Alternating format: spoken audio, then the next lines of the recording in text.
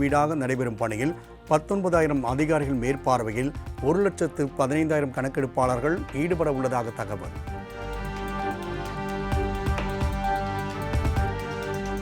காவிரியின் குறுக்கே மேகதாதுவில் அணை கட்டும் திட்டத்திற்கு எதிராக ஒட்டுமொத்த தமிழ்நாடும் குரல் எழுப்பும் விவகாரம். அனைத்து கட்சிகளோடு பேசி சட்ட நடவடிக்கை மேற்கொள்வது குறித்து ஆராயப்படும் என கர்நாடக முதலமைச்சர் டி.கே. சிவக்குமார் அறிவிப்பு.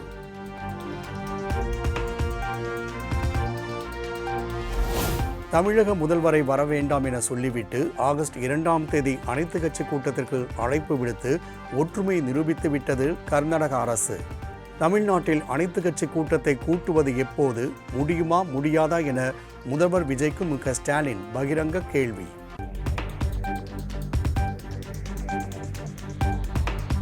தமிழகத்திற்கு தண்ணீர் தர மாட்டேன் என திட்டவட்டமாக கூறிய கர்நாடகத்துடன் சட்ட ரீதியாக போராடியதுதான் நாம் பெற்ற படிப்பினை. இதையெல்லாம் மறந்துவிட்டு தனி ஆவர்த்தனம் செய்ய போவதாய் நினைத்து இன்றைக்கு முதல்வர் தனித்து விடப்பட்டதாக மு.க. ஸ்டாலின் விமர்சனம்.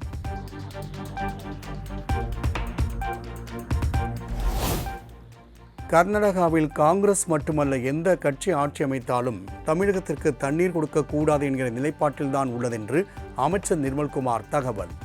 தமிழக கர்நாடக மாநிலங்களுக்கு இடையிலான பிரச்சனையில் மத்திய அரசுதான் ஒரு முடிவெடுக்க முடியும் என்றும் விளக்கம். மாநில அரசுகளுக்குள்ள இன்டர்ஸ்டேட் இஷ்யூல அங்க காங்கிரஸ் இருந்தாலும் பாஜக இருந்தாலும் யாராக இருந்தாலும் அவங்களுடைய ஒரே முடிவு தமிழகத்துக்கு தண்ணி கொடுக்க கூடாது. அங்க காங்கிரஸ் இருந்தாலும் யார் இருந்தாலும் அங்க அவங்களுடைய ஒரே முடிவு ஒன்று என்ன இருக்கு, ஒருமித்த கணத்தாக நீங்க தமிழகத்துக்கு தண்ணி கொடுக்கணும். நமக்கு இருக்கிற ஒரே தீர்வு உச்சநீதிமன்றம் ஒன்றிய அரசு இன்டர்ஸ்டேட் இஷ்யூல இந்த மாதிரியான வாட்டர் இஷ்யூல ஒரு சரியான கொள்கை எடுக்கணும்.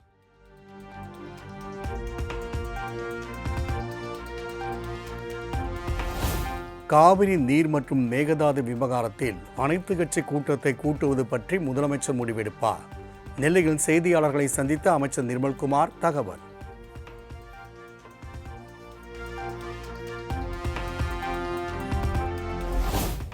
காவிரியில் நீர் பெற உச்சநீதிமன்றத்தில் வழக்கு தொடர எடுத்துள்ள முடிவு தாமதமானது என்றாலும் சரியான நடவடிக்கை என பாமக தலைவர் அன்புமணி பாராட்டு.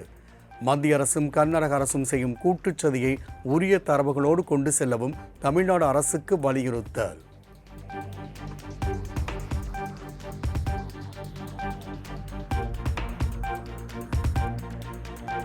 ஊழல் செய்தும் மற்றவர்களின் பணத்திலும் எந்த காரணத்தை கொண்டும் கட்சி நடத்த மாட்டோம், ஆட்சியும் நடத்த மாட்டோம். அமைச்சர்களும் எம்எல்ஏக்களும் ஒழுக்கத்துடன் இருக்கிறோம். தவறு செய்தால் உடனே முதல்வர் தண்டிப்பார் என அமைச்சர் ஆனந்த் பேச்சு. மக்களுக்கு சேவை செய்வதை மட்டும்தான் எங்களுடைய நோக்கமாக இருக்குமே ஒழிய எக்காரணத்தை கொண்டும் ஊழல் செய்தோ மற்றவர்கள் பணத்தை எடுத்தோ எக்காரணத்தை கொண்டும் நாங்கள் கட்சியும் நடத்த மாட்டோம், ஆட்சியும் நடத்த மாட்டோம்.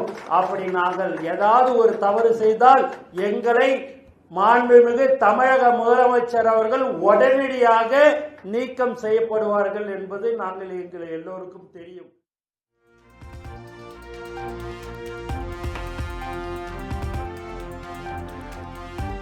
காவிரியின் குறுக்கே மேகதாதுவில் அணை கட்டும் திட்டத்தை எதிர்த்து தேமுதிக பொதுச் செயலாளர் பிரேமலதா விஜயகாந்த் தலைமையில் ஆர்ப்பாட்டம். பெண்ணாகரத்தில் நடைபெற்ற ஆர்ப்பாட்டத்தில் எம்பி எல்.கே. சுதீஷ், விஜயபிரபாகரன் உள்ளிட்டோர் பங்கேற்று கர்நாடக அரசை கண்டித்து கோஷம்.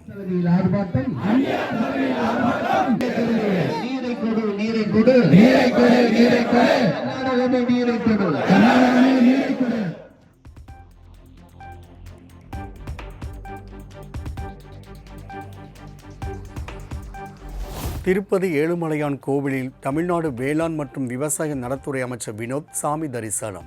தாவேக அரசின் முதல் பட்ஜெட்டை வெற்றிகரமாக தாக்கல் செய்து மக்களுக்கு நன்மை பயக்க ஏழுமலையானிடம் வேண்டியதாக அமைச்சர் வினோத் தகவல்.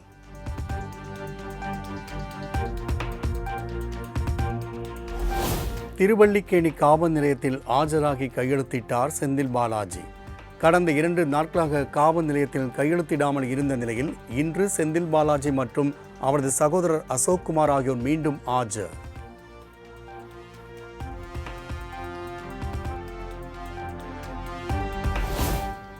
மக்களின் அடிப்படை தேவைகளை நிறைவேற்றுவதை விட்டுவிட்டு வழக்கு போடுவதில் மட்டுமே தாவேக அரசு கவனம் செலுத்துவதாக செந்தில் பாலாஜி விமர்சனம். எத்தனை வழக்குகள் போட்டாலும் சட்டப்படி நீதிமன்றத்தில் எதிர்கொள்ள தயாராக இருப்பதாகவும் உறுதி. ஒரு ஆக்கப்பூர்வமான அரசு என்றால் மக்களுடைய அடிப்படை தேவைகளை, கோரிக்கைகளை, மக்களுடைய குறைகளை நிறைவேற்றக்கூடிய அந்த பணிகளில் கவனம் செலுத்தாமல் வழக்குகள் போடுவதிலே இந்த அரசு, தாவேக அரசு முனைப்பு காட்டி வருகிறது. சட்டப்படி எத்தனை வழக்குகள் போட்டாலும் சரி, இல்லை இந்த வழக்குகளாக இருந்தாலும் சரி, நீதிமன்றத்தில் எதிர்கொண்டு இந்த வழக்குகள் அனைத்தும் பொய்யான வழக்குகள் என்பதை நாங்கள் நிரூபித்து காட்டுவோம்.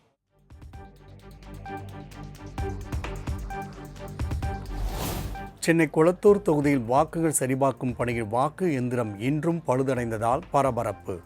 நேற்று ஒரு எந்திரம் பழுதான நிலையில் சரிபார்ப்பு பணியான 4ஆம் நாளில் இன்றும் பழுது.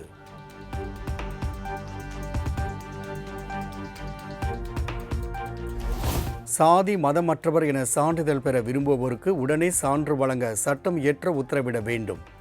சட்டம் இயற்ற தமிழ்நாடு அரசுக்கு உத்தரவிடக் கோரி நடிகர் பார்த்திபன் தொடர்ந்த வழக்கு ஆகஸ்ட் 3ஆம் தேதிக்கு விசாரணை.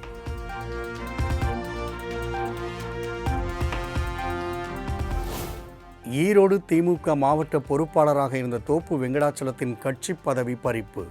திமுக பொதுச் செயலாளர் துரைமுருகன் அதிரடி அறிவிப்பு.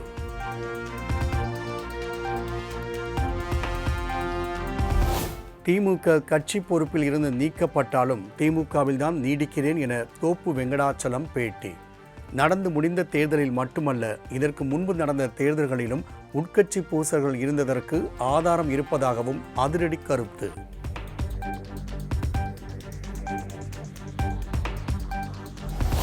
டெண்டர் நடைமுறைகளின் போது ஒரே பணிக்கு பிரித்து நிர்வாக அனுமதி பெறக்கூடாது என அனைத்து மாநகராட்சி, நகராட்சி ஆணையர்களுக்கு நகராட்சி நிர்வாக இயக்குனர் சுற்றறிக்கை. திட்ட பணிகளுக்கு தொழில்நுட்ப அனுமதி மற்றும் நிர்வாக அனுமதி கட்டாயம் பெற வேண்டுமென்றும் அறிவுறுத்தல்.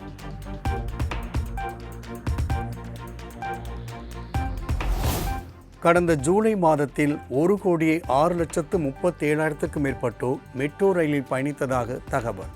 சென்னை மெட்ரோ ரயில் நிறுவனம் அறிக்கை.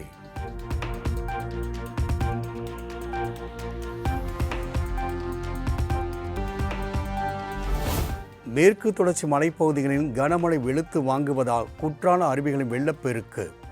அதிக நீர்வரத்து காரணமாக அனைத்து அருவிகளிலும் சுற்றுலா பயணிகள் குளிப்பதற்கு தடை.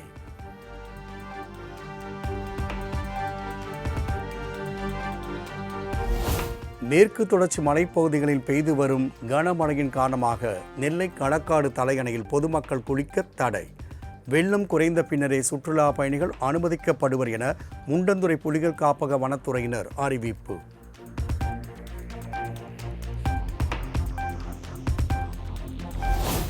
நெல்லை மாவட்டம் நாங்குநேரி அருகே இஸ்லாமியர்கள் ஒருவர் கூட வசிக்காத விஜய நாராயணம் பகுதியில் கந்தூரி திருவிழா கோலாகலம். இந்துக்கள் தாமாக ஒன்றிணைந்து மத நல்லிணக்கத்தை விதைக்கும் வகையில் நடத்திய விழாவினில் வெளியூரை சேர்ந்த ஏராளமான இஸ்லாமியர்கள் பங்கேற்று கொண்டாட்டம்.